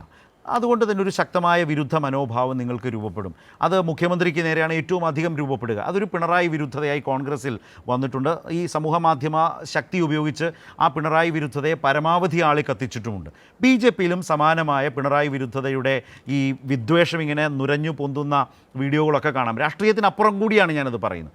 ഇത് യഥാർത്ഥത്തിൽ നാട്ടിലെ മനുഷ്യരുടെ ആകെ മനസ്സിൽ ഈ സർക്കാർ വിരുദ്ധതയാണ് എന്ന നിലയിൽ ചിന്തിച്ചുകൊണ്ടുകൂടിയാണ് അടിമുടി ഈ സംസ്ഥാന സർക്കാർ വിരുദ്ധതയാണ് കേരളത്തിലാകെ എന്ന നിലയിൽ നിങ്ങൾ ധരിക്കുന്നത് എന്നൊരു പ്രശ്നം കോൺഗ്രസിനുണ്ടോ? അനിൽകുമാർ പറഞ്ഞത് ശരിയല്ലേ? ഈ എക്സിറ്റ് പോളുകളൊക്കെ കേന്ദ്ര സർക്കാരിന് യാതൊരു ഭരണവിരുദ്ധ വികാരവുമില്ല. BJP ഇതര സർക്കാരുകളെയൊക്കെ കഴിയുന്നത്ര ഭരണവിരുദ്ധ വികാരത്തിൻ്റെ കള്ളിയിൽപ്പെടുത്തി അവരെ പിടിച്ച് പുറകോട്ട് വലിക്കാൻ ശ്രമിക്കുന്നു. വളരെ പ്രകടമായൊരു വൈരുദ്ധ്യം ഇതിനകത്തുണ്ട്. ആ വൈരുദ്ധ്യം യഥാർത്ഥത്തിൽ കോൺഗ്രസിൻ്റെ കേരളത്തിനകത്തെ ഇപ്പോഴത്തെ CPM വിരുദ്ധതയുമായി കൂടി ബന്ധപ്പെടുത്തി കാണാവുന്നതേ ഉള്ളൂ. അതിനപ്പുറത്തേക്ക് എന്ത് അടിസ്ഥാനമാണ് നിങ്ങളുടെ വിരുദ്ധതയ്ക്കും നിങ്ങൾ പറയപ്പെടുന്ന വിരുദ്ധതയ്ക്കും ഈ എക്സിറ്റ് പോളിൻ്റെ വിരുദ്ധതയ്ക്കും ഉള്ളത് എന്ന ചോദ്യം പ്രകടമാണ്, പ്രബലമാണ്. ശ്രീ അനിൽകുമാർ പറഞ്ഞതുപോലെ മറുപടി. ഒന്ന് ശരത്ത്, അവസാനം ഒരു ചാനലിൽ വന്ന മനോരമ ചാനലിൽ വന്ന എക്സിറ്റ് പോളിനെ പോലും ഞങ്ങൾ സ്വീകരിച്ചിട്ടില്ല. അത് വെച്ചുകൊണ്ട് അതിൻ്റെ മുകളിൽ കയറി ആഹ്ലാദിക്കാനോ അർമ്മദിക്കാനോ ഞങ്ങളില്ല. ജനവിധി വരട്ടെ. അല്ലാതെ ഏതെങ്കിലും ഒരു എക്സിറ്റ് പോളിൻ്റെ ബലത്തിൽ നാളെ MP ഓഫീസ് തുടങ്ങാൻ എന്തായാലും കോൺഗ്രസ് തയ്യാറല്ല. ജനവിധി വരട്ടെ എന്നുള്ളതാണ്. 2, ഞങ്ങൾക്ക് അങ്ങനെ ഒരു പിണറായി വിരുദ്ധതയില്ല. എൻ്റെ രാഷ്ട്രീയ ജീവിതം തുടങ്ങിയ കാലം മുതൽ K കരുണാകരനും EK നായനാരും ഉമ്മൻചാണ്ടിയും ആൻ്റണിയും VS അച്യുതാനന്ദനും പിണറായി വിജയനുമാണ് മുഖ്യമന്ത്രിയായിട്ടുള്ളത്. എന്നാണ് പ്രതിപക്ഷ രാഷ്ട്രീയത്തിൽ K കരുണാകരൻ എന്ന് പറയുന്ന മനുഷ്യൻ്റെ, അന്നത്തെ മുഖ്യമന്ത്രിയുടെ കാർട്ടൂൺ വരാത്ത ഒരു പത്രം ഉണ്ടോ? അല്ല, നമ്മൾ ഒരു മുഖ്യമന്ത്രിക്കെതിരെ പറയുന്നു എന്ന് ഒക്കെ പറഞ്ഞു കൊണ്ടുവരുന്നതിൽ പിണറായി വിജയൻ വല്ലാതെ പ്രതിസ്ഥാനം നിർത്തുന്നില്ല. അതൊരു അർത്ഥവുമില്ല. ശരത്, നമ്മൾക്കൊക്കെ അറിയുന്നതല്ലേ? ഉമ്മൻചാണ്ടിയെ പറ്റി പറഞ്ഞതുപോലെ കേരളത്തിൽ ഏതെങ്കിലും ഒരു മുഖ്യമന്ത്രിയെ പറ്റി പറഞ്ഞിട്ടുണ്ടോ? നിങ്ങൾ വെറുതെ ഒന്ന് ആലോചിക്കുക. കേരളം മുഴുവൻ ആ അരുവിക്കര തെരഞ്ഞെടുപ്പ് സമയത്ത്, ബൈ ഇലക്ഷൻ സമയത്ത് ഉമ്മൻചാണ്ടി എന്ന് പറയുന്ന മനുഷ്യനെതിരെയുള്ള പ്രചരണം എത്രത്തോളമായിരുന്നു? കേരളത്തിലെ ഒരു സ്ത്രീയുമായി ബന്ധപ്പെടുത്തി അദ്ദേഹത്തെ പറ്റി പറഞ്ഞത് എത്ര മോശകരമായിരുന്നു. CPMൻ്റെ എത്ര പ്രധാനപ്പെട്ട ആളുകളാണ് അതിന് നേതൃത്വം കൊടുത്തത്. രാജ്മോഹൻ ഉണ്ണിത്താനെതിരെ നാട് മുഴുവൻ പോസ്റ്റർ വെച്ചില്ല. ഇതൊക്കെ സ്വാഭാവികമാണ്. അതുകൊണ്ട് ഞങ്ങൾക്ക് അങ്ങനെ പിണറായി വിരുദ്ധതയൊന്നുമില്ല. ഇപ്പോഴത്തെ മുഖ്യമന്ത്രി ആ കാര്യത്തിൽ എടുത്തിട്ടുള്ള നിലപാടുമായി ബന്ധപ്പെട്ട് അന്തരിച്ച ഉമ്മൻചാണ്ടി അദ്ദേഹത്തിന്റെ ജീവിതവുമായി ബന്ധപ്പെട്ട പുസ്തകത്തിൽ തന്നെ പറഞ്ഞിട്ടുണ്ട്. അത്തരം ഒരു വേട്ടയാടലിന് അദ്ദേഹം നിന്നുകൊടുത്തില്ല എന്ന് പറഞ്ഞത് നമ്മൾ വായിച്ചതാണ്. അതിനപ്പുറം ഇല്ലല്ലോ ഏതായാലും. ഞാൻ പറഞ്ഞത് മുഖ്യമന്ത്രിമാരെ ഏതു കാലത്തും വേട്ടയാടിയിട്ടുണ്ട്. കൈരളി ചാനൽ ഉൾപ്പെടെയുള്ള ചാനലുകൾ കോയമ്പത്തൂരിലേക്ക് CD എടുക്കാൻ പോയത് നമ്മുടെയൊക്കെ മുന്നിലുണ്ട്. ഉമ്മൻചാണ്ടിക്കെതിരെ പറഞ്ഞിരിക്കുന്ന കഥകളെ പലയാവർത്തി ഇരട്ടിപ്പിച്ചു പറഞ്ഞത് നമ്മൾ കേട്ടിട്ടുണ്ട്. ഞാനത് സ്വാഭാവികം എന്നാണ് പറഞ്ഞത്. സ്വാഭാവികമാണ്. ഭരണകക്ഷിയോട് അല്ലെങ്കിൽ മുഖ്യമന്ത്രിക്കെതിരെ പ്രചരണങ്ങൾ ഉണ്ടാവും. അതിനോട് നമ്മൾ വൈകാരികമായി പ്രതികരിക്കും. അതേസമയം നേരത്തെ ശ്രീ തോമസ് ഐസക്കിനെ പറ്റി പറഞ്ഞതുപോലെയുള്ള പ്രചരണങ്ങളെ ഒരു കാരണവശാലും ന്യായീകരിക്കാനോ സപ്പോർട്ട് ചെയ്യാനോ ഒരു രാഷ്ട്രീയ പ്രവർത്തകൻ എന്ന നിലയ്ക്ക് ഞാനോ എൻ്റെ പ്രസ്ഥാനമോ തയ്യാറല്ല. അല്ലാതെ കേരളത്തിൻ്റെ മുഖ്യമന്ത്രി വിമർശനങ്ങൾക്ക് അതീതനാണ് എന്ന് പറയുന്നതിൽ അർത്ഥമില്ല. അദ്ദേഹത്തിനോട്, അദ്ദേഹത്തിൻ്റെ മകളോട്, അദ്ദേഹത്തിൻ്റെ മകൻ്റെ ബന്ധുക്കൾ ഉൾപ്പെടുന്ന വിഷയങ്ങളോടൊക്കെ ഞങ്ങൾക്ക് രാഷ്ട്രീയ നിലപാടുണ്ട്. ആ നിലപാട് ഞങ്ങൾ ഏത് സമയത്തും പറയും. അതിൽ യാതൊരു സംശയവുമില്ല. ഭരണവിരുദ്ധ വികാരം ഉണ്ടോ ഇല്ലയോ ജനങ്ങൾ വോട്ട് ചെയ്യട്ടെ. കേരളത്തിൻ്റെ മുഖ്യമന്ത്രി, കേരളത്തിലെ പെൻഷനേഴ്സ്, കേരളത്തിലെ സർക്കാർ ഉദ്യോഗസ്ഥർ, കേരളത്തിലെ തൊഴിലാളികൾ, കേരളത്തിലെ സ്ത്രീകൾ, കേരളത്തിലെ വിദ്യാർത്ഥികൾ, ഇവരെല്ലാം കൂടിയല്ലേ വോട്ട് ചെയ്യാൻ പോകുന്നത്.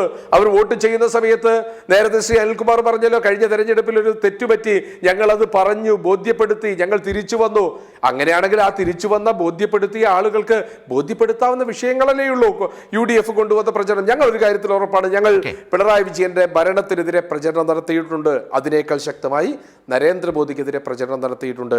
പക്ഷേ ഞങ്ങൾ ഒരിക്കലും ഒരു രാഷ്ട്രീയ നേതാവിൻ്റെ DNA പരിശോധിക്കണമെന്ന് പറഞ്ഞിട്ടില്ല, അതിനെ സപ്പോർട്ട് ചെയ്തിട്ടില്ല. ഇത്ര മ്ലേച്ഛമായ അൻവർ എന്ന് പറയുന്ന ഒരു MLA ചെയ്തതുപോലെ മ്ലേച്ഛമായ ഒരു പരാമർശം കോൺഗ്രസിന്റെ ഭാഗത്തുണ്ടായിട്ടില്ല. അതിനെ വളരെ ചുരുക്കത്തിൽ അനിൽകുമാറിലേക്ക് ഈ പോയിന്റിൽ തരത്തിലുള്ള പ്രചരണമൊന്നും കോൺഗ്രസിന്റെ ഭാഗത്തുണ്ടായിട്ടില്ല. വിമർശനം പ്രതിപക്ഷത്തിന്റെ ഉത്തരവാദിത്വമാണ്, അതിനെ ആർക്കും ചോദ്യം ചെയ്യാൻ കഴിയില്ല. ഇവിടെ വിമർശനമാണോ നടക്കുന്നത്, വിരുദ്ധ പ്രചാരണമാണോ? ഒരു വിരുദ്ധത രൂപപ്പെടുത്താൻ, അത് മനസ്സുകളിലേക്ക് ഏറ്റെടുക്കാൻ പാകത്തിനുള്ള ഒരു രാഷ്ട്രീയ പ്രചാരണമാണോ സംഭവിക്കുന്നത്? അത് വിമർശനമായി ഇപ്പോൾ നിജേഷ് അവതരിപ്പിച്ചാൽ താങ്കൾ അതിനോട് യോജിക്കുമോ?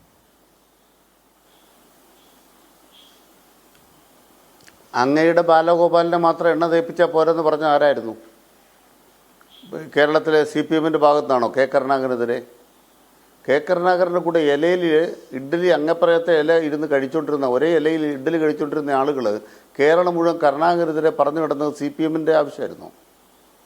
അതുപോലെ ചാരക്കേസ് ഉണ്ടാക്കിയത് CPM-ൻ്റെ താല്പര്യപ്രകാരമായിരുന്നു. നമ്പിനാരായണൻ്റെ ജീവചരിത്രം വായിച്ചു നോക്കിയാൽ CPM അവിടെ ഇല്ല.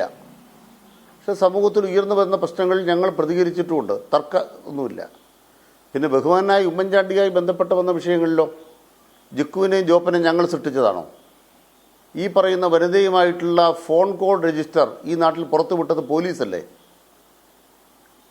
UDF-ൻ്റെ MP-മാരും അതുപോലെ തന്നെ MLA-മാരും മന്ത്രിമാരും അടക്കമുള്ളവരുമായിട്ട് ഒരു വനിതയുടെ ദീർഘ സംഭാഷണങ്ങൾ, രാമായണം വായിക്കുകയല്ല, കോൺഗ്രസിൻ്റെ ഭരണഘടന പഠിപ്പിക്കുകയല്ല എന്ന് കെ മുരളീധരൻ പറഞ്ഞതിൻ്റെ ആ ടെലിഫോൺ കോൾ രജിസ്റ്റർ പുറത്തുവിട്ടത് AK സെൻറ്ററിൽ നിന്നാണോ?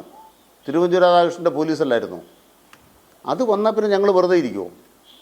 ഞങ്ങൾ വേട്ടയാടി എന്ന് പറഞ്ഞാൽ നിങ്ങൾ ആ രാഷ്ട്രീയത്തിനകത്ത് നിങ്ങളുടെ ആഭ്യന്തര രാഷ്ട്രീയം ശരിയാവണ്ണം നിങ്ങൾ പ്രയോഗിക്കുമ്പോൾ ആ ആഭ്യന്തര രാഷ്ട്രീയത്തിൽ പ്രതിപക്ഷം അതിൻ്റെ ജോലി ചെയ്തിട്ടുണ്ട്. ഇപ്പം നിങ്ങളാരും ഒന്നും ചെയ്തിട്ടില്ല, ഇപ്പോൾ CPM മാത്രമേ ചെയ്തിട്ടുള്ളൂ എന്നുള്ള ആഖ്യാനം ഉണ്ടാക്കിയാൽ ആ ആഖ്യാനത്തോട് ഒരു തരത്തിലും യോജിക്കാനാവില്ല.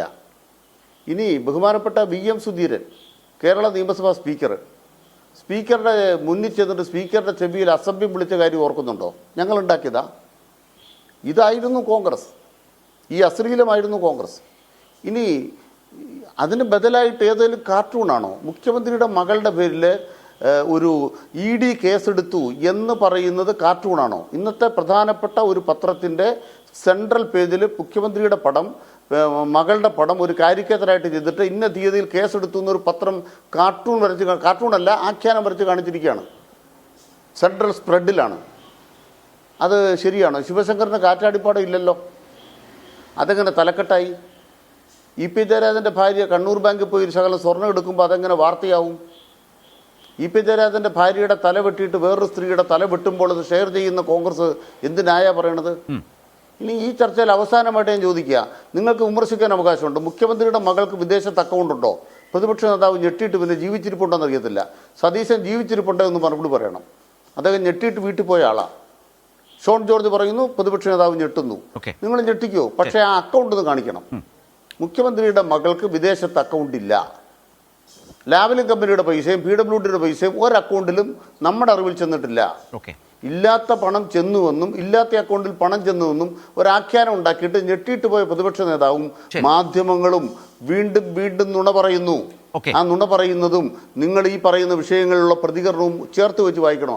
അവിടെയാണ് ആർജവത്തോടെ ബഹുമാനപ്പെട്ട KM മാണിയും പറഞ്ഞു, അതുപോലെ തന്നെ ബഹുമാനപ്പെട്ട ഉമ്മൻചാണ്ടി പറഞ്ഞു, ജീവിതത്തിൽ ഇടതുപക്ഷത്തിൻ്റെ രാഷ്ട്രീയമായ എതിർപ്പായിരുന്നു, അല്ലാതെ വ്യക്തിപരമായ കലഹമായിരുന്നില്ല, കാലുഷ്യമായിരുന്നില്ല. അതാണ് വ്യത്യാസം. ശ്രീ സോമൻ, നേരത്തെ താങ്കൾ പറയുണ്ടായി ഞങ്ങളുടെ ആത്മവിശ്വാസം എന്ന് വെച്ചാൽ BJPയുടെ ആത്മവിശ്വാസം എന്ന് പറയുന്നത് എക്സിറ്റ് പോളുകളെ ആധാരമാക്കിയുള്ളതല്ല, അതിപ്പോൾ ദേശീയ തലത്തിൽ അടക്കം ഉള്ള കാര്യങ്ങളെക്കുറിച്ച് താങ്കൾ പറഞ്ഞല്ലോ. അങ്ങനെയാണെങ്കിൽ അതുമായി ബന്ധപ്പെട്ട് തന്നെ നോക്കാം, എക്സിറ്റ് പോളുകളെ മാറ്റിവെക്കാം. അതിനെക്കുറിച്ച് വലിയ ചോദ്യം ചെയ്യലുകളുണ്ട്, അതിൻ്റെ ശാസ്ത്രീയ അടിത്തറയിലും ഒക്കെ വലിയ സംശയങ്ങൾ ഉണ്ട്. അതുകൊണ്ട് തന്നെ അതിനെ നമുക്ക് മാറ്റിവെക്കാം, അതിനെ തള്ളിക്കളയാം, ഇഷ്ടമുള്ളതുപോലെ ചെയ്യാം. പക്ഷേ നോക്കൂ, ഇപ്പോൾ ഈ വിവിധ സംസ്ഥാനങ്ങളിൽ, ആ സംസ്ഥാനങ്ങളിൽ നിലനിൽക്കുന്ന രാഷ്ട്രീയ പ്രശ്നങ്ങൾ, അടിയൊഴുക്കുകൾ, ഹിന്ദു മതത്തിലെ തന്നെ വിവിധ സാമുദായിക ഘടകങ്ങൾ രാജസ്ഥാൻ പോലെയുള്ള സംസ്ഥാനങ്ങളിലൊക്കെ പൂർണ്ണമായി ആ മേഖലയിൽ പൂർണ്ണമായും BJPയുമായി അകന്നു നിൽക്കുന്നത്, പരസ്യമായി തന്നെ അകന്നു നിൽക്കുന്ന സാഹചര്യങ്ങളുണ്ട്. അതുകൊണ്ട് തന്നെ ബീഹാർ ആയാലും UPയിലായാലും ഈ പറഞ്ഞത് രാജസ്ഥാനിലായാലും ഒക്കെ നിങ്ങൾക്ക് പല നിലയ്ക്കായിരിക്കും സീറ്റിൻ്റെ കുറവ് സംഭവിക്കുക. നിങ്ങളുടെ സീറ്റുകളാകെ കുത്തിയൊലിച്ച് പോകുന്നൊന്നുമല്ല ഞാൻ പറഞ്ഞത്. പക്ഷേ നിങ്ങൾക്ക് ലഭിച്ച ആകെ 303 സീറ്റിൽ നിന്ന് സീറ്റുകൾ കുറയാൻ കഴിയുന്ന ഒരു രാഷ്ട്രീയ സാഹചര്യം തെരഞ്ഞെടുപ്പ് കാലത്ത് വളരെ പ്രകടമായി രാജ്യത്തിൻ്റെ മുമ്പിൽ വന്നിരുന്നു. പോളിംഗ് ശതമാനവുമായി ബന്ധപ്പെട്ട ചർച്ചകളിൽ അത് വന്നിരുന്നു, ആ കുറവിലത് വന്നിരുന്നു. അപ്പോൾ പ്രാദേശികമായി രൂപപ്പെട്ട ഭരണവിരുദ്ധ വികാരത്തിൻ്റെ ഘടകങ്ങൾ നിങ്ങൾക്കെതിരായിട്ടുണ്ട്. നിങ്ങൾക്ക് വിവിധ സംസ്ഥാനങ്ങൾ, നിങ്ങൾ പൂർണ്ണമായും പിടിച്ച സംസ്ഥാനങ്ങളിൽ നിങ്ങൾക്ക് 5 സീറ്റാകട്ടെ, 8 സീറ്റാകട്ടെ, 10 സീറ്റാകട്ടെ കുറയുന്ന സാഹചര്യമുണ്ട്. നിങ്ങളുടെ ആകെ സീറ്റിലാണ് കുറവ് വരാൻ പോകുന്നത്. അങ്ങനെ അതിനെ സൂക്ഷ്മമായി നിരീക്ഷിക്കുന്ന രാഷ്ട്രീയ നിരീക്ഷകർ നമ്മുടെ രാജ്യത്തുണ്ട്. അപ്പോൾ അത് നിങ്ങളുടെ ആത്മവിശ്വാസം എന്ന് പറയുന്നത് അതത്ര സുഖകരമായ ഒന്നാണോ? ഈ രാത്രി കൂടെ അതിന് ആയുസുള്ളൂ, നാളെ വ്യക്തതയോടെ നമ്മൾക്കറിയാം. പക്ഷേ ഇപ്പോൾ പരിശോധിക്കുമ്പോഴും പല സംസ്ഥാനങ്ങളിലും നിങ്ങൾക്ക് സീറ്റുകൾ 19-നേക്കാൾ നഷ്ടപ്പെടാനുള്ള സാഹചര്യമല്ലേ കൂടുതൽ, തിരികെ പിടിക്കാൻ കഴിയുന്നതിനേക്കാൾ?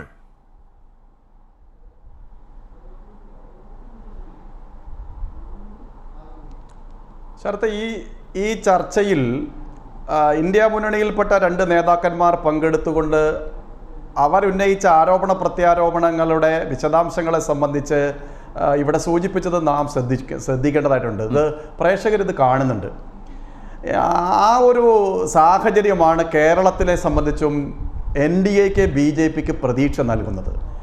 ഞാൻ ഒരു വരി പറഞ്ഞോട്ടെ, എന്നിട്ട് ഞാൻ ശരത്തിൻ്റെ ചോദ്യത്തിന് ഉത്തരം പറയാം. ശ്രീമാൻ അനിൽകുമാർ ആലപ്പുഴയെക്കുറിച്ച് പറഞ്ഞപ്പോൾ അഭിമാനത്തോടെ പുന്നപ്പറയെക്കുറിച്ചും വയലാറിനെക്കുറിച്ചും ഒക്കെ പറയുകയാണ്.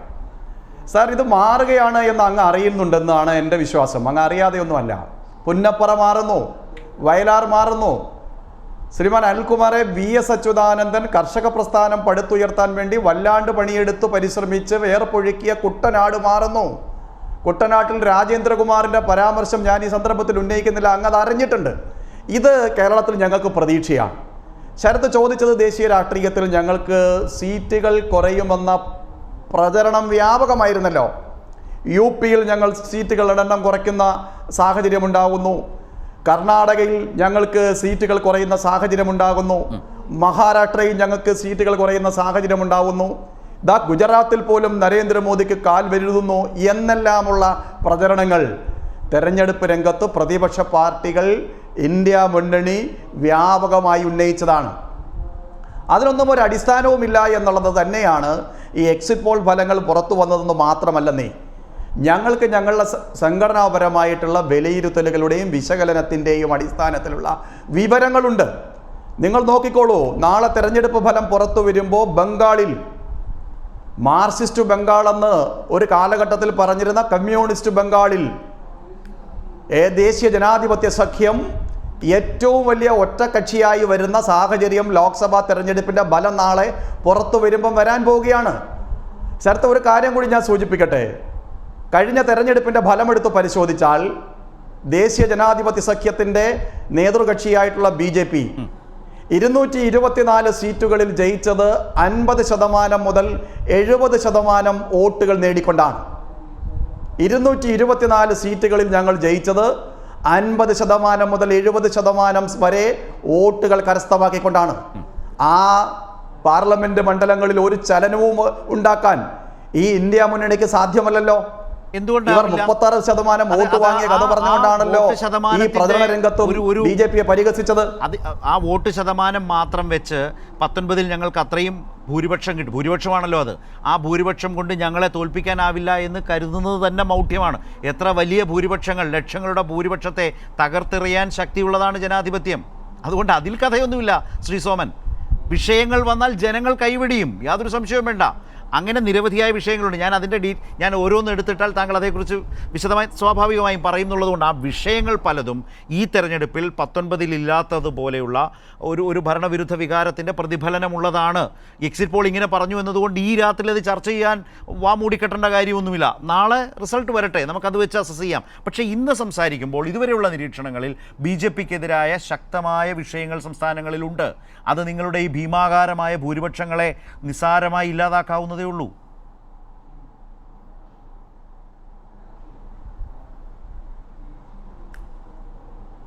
ശരത്തെ, തെരഞ്ഞെടുപ്പ് രംഗത്ത് BJPക്കെതിരായി ഉന്നയിക്കപ്പെട്ടിട്ടുള്ള ആരോപണങ്ങളും പ്രചരണങ്ങളും വോട്ടർമാർ അംഗീകരിച്ചിട്ടില്ല എന്ന് തെളിയിക്കുന്ന ദിവസമായിരിക്കും നാളെ. ഓക്കെ, നാളെ ആ ദിവസമാണ്. അതിൻ്റെ പ്രതിഫലനമാണ് സർവേ റിപ്പോർട്ടുകളെന്ന് നാം കാണേണ്ടതുണ്ട്.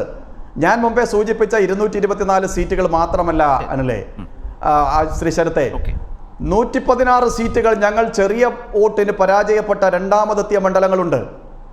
ആ മണ്ഡലങ്ങളിൽ ഞങ്ങൾ നടത്തിയിട്ടുള്ള ശ്രദ്ധേയമായിട്ടുള്ള തന്ത്രപരമായിട്ടുള്ള നീക്കങ്ങളും പ്രവർത്തനങ്ങളും പ്രചരണങ്ങളുമുണ്ട്. അതെല്ലാം തന്നെ ഞങ്ങൾക്ക് നൽകുന്ന ആത്മവിശ്വാസത്തിൻ്റെ ഒരു വിളംബരം മാത്രമാണ് ഈ സർവേ റിപ്പോർട്ട്.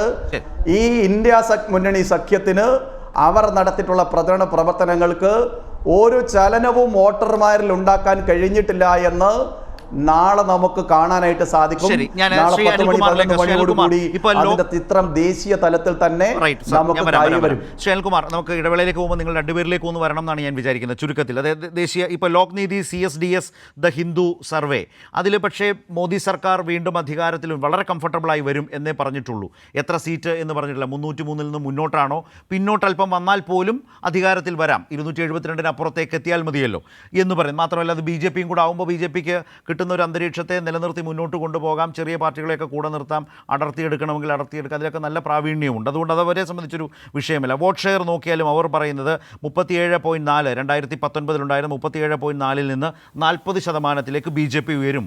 പക്ഷേ അതുകൊണ്ട് മാത്രമല്ല, ഇപ്പോൾ കോൺഗ്രസിൻ്റെ കാര്യം പറയുന്നത് 19% നിന്ന് 23%, 3.5% വളർച്ച കോൺഗ്രസിനും വോട്ട് ഷെയറിൽ സംഭവിക്കും. ഏറ്റവും ശ്രദ്ധേയമായ മറ്റൊന്നുണ്ട്. കോൺഗ്രസ് അലൈസ് എന്ന് പറയുമ്പോൾ അതിനകത്ത് ഇന്ത്യ മുന്നണി തന്നെ കരുതാവുന്നതാണ്. അതിൽ വളരെ പ്രധാനപ്പെട്ടൊരു വർധനവ് കാണുന്നുണ്ട്. ഒരു 7.3%-ൽ നിന്ന് 12%-ലേക്ക് ആ മുന്നണിയുടെ വോട്ട് ഷെയർ കൂടുന്നു. എന്നാൽ ശ്രദ്ധിക്കേണ്ട മറ്റൊരു കാര്യം, BJP ഘടകകക്ഷികളുടെ വോട്ട് നിലവിലുള്ളതിലും താഴോട്ട് പോകുന്നു. ഈ വോട്ട് ഷെയർ വളരെ പ്രധാനപ്പെട്ടതാണ്. ആ വോട്ട് ഷെയർ എന്നുള്ളതിൽ വളർച്ച പ്രതിപക്ഷത്ത് കാട്ടുന്നുണ്ട്. പക്ഷേ അപ്പോഴും മോദി ഭരിക്കും എന്ന് പറയുന്നുമുണ്ട്. ഇത് ഇപ്പോഴേതാണ്ട് രാജ്യത്തിൻ്റെ ഒരു പൊതു അന്തരീക്ഷം അതാണ്. മോദി തന്നെ വരാൻ പോകുന്നു എന്ന് ആളുകൾ ഉറപ്പിക്കുന്ന, ചിന്തിക്കുന്ന ഒരു സമയമുണ്ട്. എക്സിറ്റ് പോൾ വന്നത് കഴിഞ്ഞതോടുകൂടി അത് കുറേ കൂടി പ്രബലമായിട്ടുണ്ട്. അതുകൊണ്ടാണല്ലോ വാർത്തകൾ ആ വിധത്തിൽ വരുന്നത്. പക്ഷേ അതിനെ ആ വിധത്തിൽ വിശ്വസിക്കാൻ കഴിയാത്തതിൻ്റെ അടിസ്ഥാനപരമായി താങ്കളുടെ ഒരു ലോജിക്ക് അനുസരിച്ച് 1-2 പോയിന്റ് ഒന്ന് ക്യുക്കായി പറയാമോ?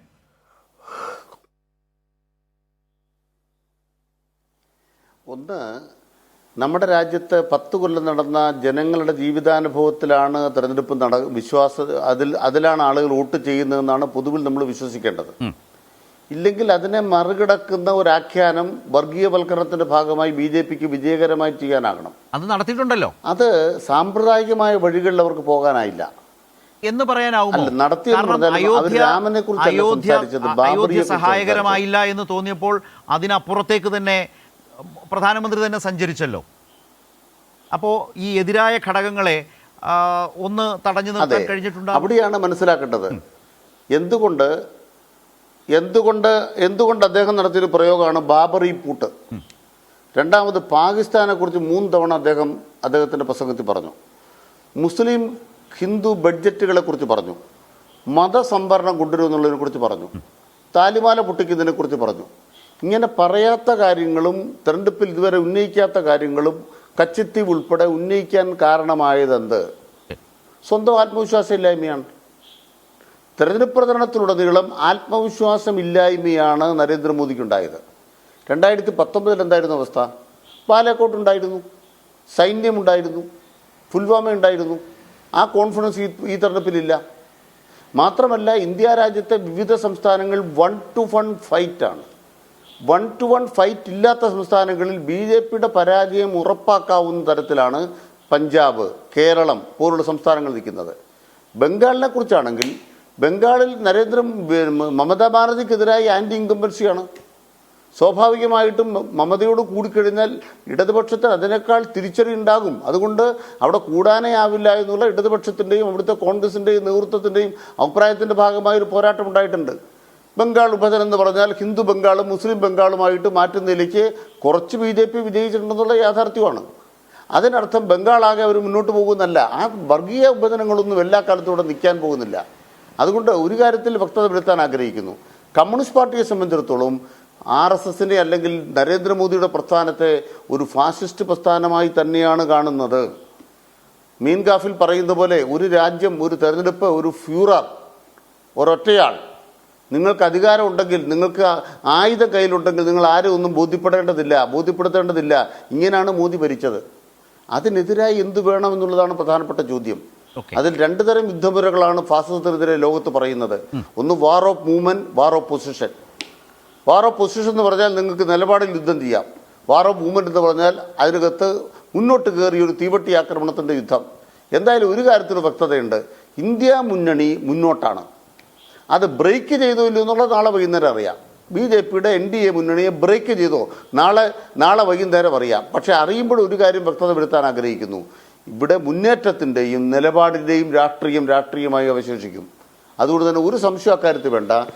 ആരുടെ ആഖ്യാനങ്ങൾക്ക് മേലെയാണ് ഇടതുപക്ഷവും ഇന്ത്യ മുന്നണിയും ഉയർത്തിയിട്ടുള്ള ഈ തെരഞ്ഞെടുപ്പിലെ ചോദ്യങ്ങൾ? ആ ചോദ്യങ്ങൾ ഈ ഇന്ത്യൻ പൊതുമണ്ഡലത്തിൽ ഉയർന്നു തന്നെ നിൽക്കും. BJPക്കെതിരായും RSനെതിരായ യുദ്ധത്തിന് അത് മുതൽക്കൂട്ടുമാണ്. ശരി, ഞാൻ നിജേഷിലേക്കാണ്. നിജേഷ്, ഞാൻ നേരത്തെ ലോക്നീതി CSDS ദ ഹിന്ദു സർവേയെക്കുറിച്ചാണ് സൂചിപ്പിച്ചത്.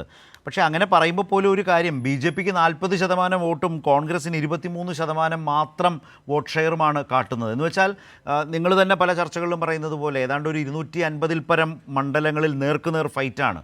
ആ നേർക്കുനേർ ഫൈറ്റിൽ സ്ട്രൈക്ക് റേറ്റ് ഇപ്പോഴും വളരെ വീക്കാണ് എന്നാണ് ഇത് സൂചിപ്പിക്കുന്നത്. അങ്ങനെ വന്നാൽ കോൺഗ്രസിന് എത്രമാത്രം സീറ്റുകൾ കൂടുതലായി നേടാനാവും? ഇപ്പോഴെത്ര സീറ്റാണ് ആകെ ഉള്ളത്? പ്രശാന്ത് കിഷോറിനെ പോലെയുള്ള ആളുകൾ പറയുന്നത് 3 ഡിജിറ്റിലേക്ക് 100-ൽ പരം സീറ്റിലേക്കൊന്നും കോൺഗ്രസിന് പോകാനേ കഴിയില്ല എന്നാണ്. അങ്ങനെ സംഭവിച്ചാൽ മാത്രമേ BJPയുടെ സീറ്റ് കുറയുകയുള്ളൂ. പാരലായിട്ട് ഇവിടെ ഇന്ത്യ മുന്നണിയുടെ ആകെ സീറ്റുകൾ കൂടുകയും ചെയ്യും. അത് ഈ മുന്നണിയുടെയും കോൺഗ്രസിൻ്റെയും മുമ്പിലെ ഏറ്റവും വലിയൊരു വെല്ലുവിളി തന്നെയല്ലേ? ഇപ്പോഴും കോൺഗ്രസിന് ആ നിലയിൽ ഒരു 100-ൽ പരം സീറ്റിലേക്ക് എത്താൻ കഴിയുന്നില്ല എന്നൊരു പ്രശ്നം ഇതിനകത്തുണ്ട്. അങ്ങനെ കരുതുന്നവരാണ് കൂടുതലും. ഈ ശതമാനവും അത് സൂചിപ്പിക്കുന്നുണ്ട്. നോക്കൂ, ശ്രീ സോമൻ പറഞ്ഞ പോലെ അരുണാചൽ പ്രദേശിലെ ഒരൊറ്റ ജനവിധി തന്നെ നോക്കൂ, കോൺഗ്രസ് ഏത് അവസ്ഥയിൽ നിൽക്കുന്നു എന്നതിനെ സംബന്ധിച്ച്. നിജേഷ്, മറുപടി. ഒന്ന്, BJP പ്രതി പറഞ്ഞ കണക്കുകൾ നമ്മൾ വെറുതെ സമയമില്ലെങ്കിലും ഒന്ന് പരിശോധിക്കാം. അദ്ദേഹം പറഞ്ഞത് 353 വോട്ട് കഴിഞ്ഞ തവണ NDAക്ക്, പിന്നെ 146 സീറ്റിൽ 2ാം സ്ഥാനത്തുണ്ട് എന്ന പറഞ്ഞ കണക്ക് നമുക്ക് എവിടെയാണ് വിശ്വസിക്കാൻ പറ്റുക? പിന്നെ അത് കഴിഞ്ഞാൽ പിന്നെ 500-ലേക്ക് 23 സീറ്റേ ബാക്കിയുള്ളൂ. തമിഴ്നാട്ടിലും കേരളത്തിലും മാത്രം എടുത്താൽ മതി കണക്ക് തെറ്റാണ് എന്ന് ബോധ്യപ്പെടാൻ. പിന്നെ അദ്ദേഹം പറഞ്ഞു 70% വരെ നരേന്ദ്രമോദിക്കാണ് ഏറ്റവും കൂടുതൽ ഭൂരിപക്ഷം കിട്ടിയത്. 62% വാരണാസിയിലെ ഏറ്റവും വലിയ വോട്ട്. എവിടെയാണ് 70% വോട്ട് കിട്ടിയത്? ഇനി ഹിമാചൽ പ്രദേശിലെ മണ്ഡി സീറ്റ് BJP കഴിഞ്ഞ തവണ 2019 ജയിച്ചത് 4 ലക്ഷത്തി ചില്ലാനം വോട്ടിനാണ്. അവിടെ ബൈ ഇലക്ഷൻ വന്ന സമയത്ത് 50,000 വോട്ടിന് കോൺഗ്രസാണ് ജയിച്ചത്. ഇതൊക്കെ ഇന്ത്യൻ രാഷ്ട്രീയത്തിൽ ഏറ്റവും സ്വാഭാവികമായ. പിന്നെ 40% വോട്ട് ഒരു പാർട്ടിക്ക് കിട്ടിയാൽ അവർക്ക് ബഹുഭൂരിപക്ഷം സീറ്റ് കിട്ടും. രാജീവ് ഗാന്ധി 423 സീറ്റുമായി മത്സരിച്ച സമയത്ത് 50% കടന്നിട്ടില്ല കോൺഗ്രസിന്റെ വോട്ട് ഷെയർ. അന്നും 40 ചില്ലാനം ശതമാനം മാത്രമേ ഉള്ളൂ. അതുകൊണ്ട് 40% വോട്ട് ഷെയർ എന്ന് പറയുന്നത് ഒരു ഘട്ടത്തിൽ പോലും ഉണ്ടാവാത്ത ഒരു കണക്കാണ്. അത് ഏത് കണക്കിന്റെ അടിസ്ഥാനത്തിലാണ്? കോൺഗ്രസ് സംബന്ധിച്ച് ഞങ്ങളുടെ കണക്കിൽ 103 സീറ്റ് ഞങ്ങൾക്ക് ഉറപ്പായ സീറ്റുകളാണ്. 37.4%. ഏത് 2019 37.4%. അന്ന് 301 സീറ്റ് വോട്ട് ഷെയർ. ആ സമയത്ത്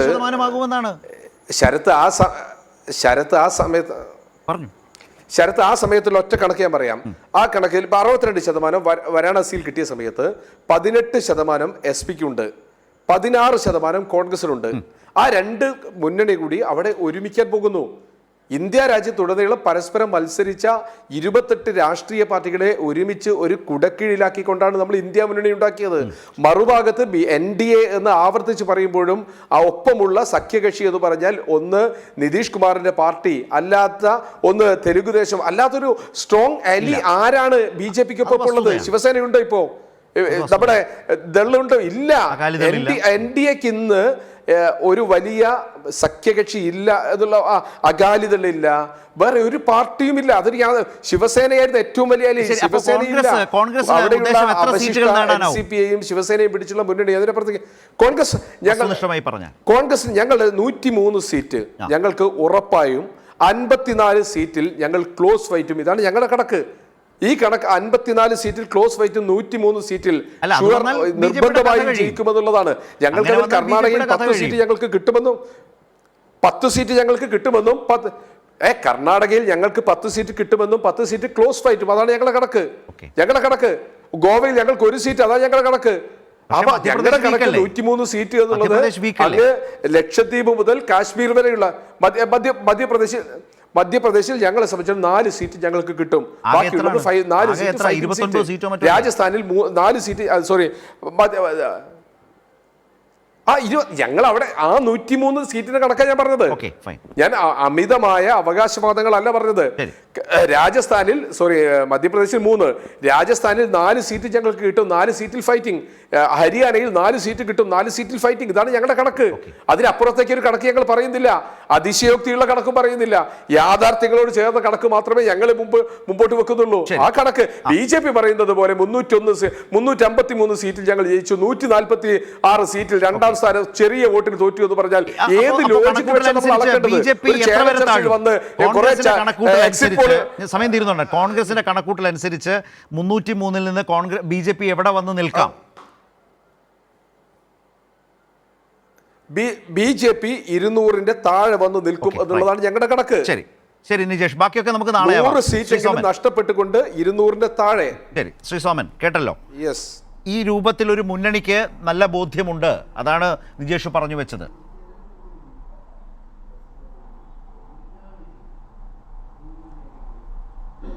ഇന്ന് രാത്രിയിൽ കൂടി നിജേഷിന്, കോൺഗ്രസിൻ്റെ പ്രതിനിധിക്ക് അങ്ങനെ പറഞ്ഞു വെക്കാനുള്ള അവകാശത്തെ ഞാൻ അംഗീകരിച്ചു കൊടുക്കുക തന്നെയാണ്.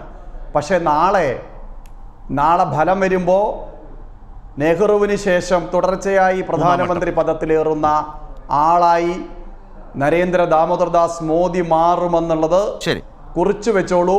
ഇതിലൊരു മാറ്റവും വരാൻ രാജ്യത്തെ ജനത അനുവദിച്ചിട്ടില്ല എന്നൊരു കാര്യം ഒന്നാമത് സൂചിപ്പിക്കട്ടെ. ഒരു കാര്യം കൂടി ചേർത്ത് സൂചിപ്പിച്ചോട്ടെ. ശ്രീ അനിൽകുമാറിന്റെ പോരാട്ടം മോദിക്കും RSSും എതിരായി തുടരണമെന്നാണ് എൻ്റെ അഭ്യർത്ഥന. കാരണം നിങ്ങൾ ഈ രാജ്യത്ത് ഇപ്പോൾ ഉപ്പുവെച്ച കലം പോലെ ആയിട്ടുണ്ട് ശ്രീ അനിൽകുമാറെ. നിങ്ങൾ ആ പോരാട്ടം തുടരുക. നിങ്ങളും ഞങ്ങളും ഒരു കാലഘട്ടത്തിൽ ആരംഭിച്ച പ്രവർത്തനം, എവിടെയാണ് മോദി നിൽക്കുന്നത്, എവിടെയാണ് RSS നിൽക്കുന്നത്, അങ്ങും അങ്ങയുടെ പ്രസ്ഥാനവും എവിടെ നിൽക്കുന്നു എന്ന തിരിച്ചറിവിനുള്ള ഒരു മാധ്യമം കൂടിയായി ഈ ചർച്ചയും ഈ തെരഞ്ഞെടുപ്പും മാറണം എന്നാണ് എനിക്ക് അനിൽകുമാറിനെ ഓർമ്മിപ്പിക്കുന്നത്. എത്ര സീറ്റിലേക്ക് ഉയരുമെന്നാണ് പറയുന്നത്? സീറ്റിനെ കുറിച്ചല്ല നിജേഷ് പറഞ്ഞത്, സീറ്റിനെ കുറിച്ച് വേണ്ട. ഞാൻ പറഞ്ഞല്ലോ, നരേന്ദ്ര ദാമോദർദാസ് മോദി നെഹ്റുവിന് ശേഷം തുടർച്ചയായി അധികാരത്തിൽ വരുന്ന പ്രധാനമന്ത്രിയുടെ പട്ടികയിൽ വന്നുകൊണ്ട് രാജ്യത്ത് ഒരു പുതിയ ചരിത്രത്തിന് നേതൃത്വം കൊടുക്കും. എന്തൊക്കെ പറഞ്ഞാലും ശ്രീ അനിൽകുമാർ കൃത്യമായി നമ്മുടെ ലോക്സഭാ അംഗങ്ങളിൽ 272 എന്ന് പറയുന്ന നമ്പറിലേക്ക് എത്തണം.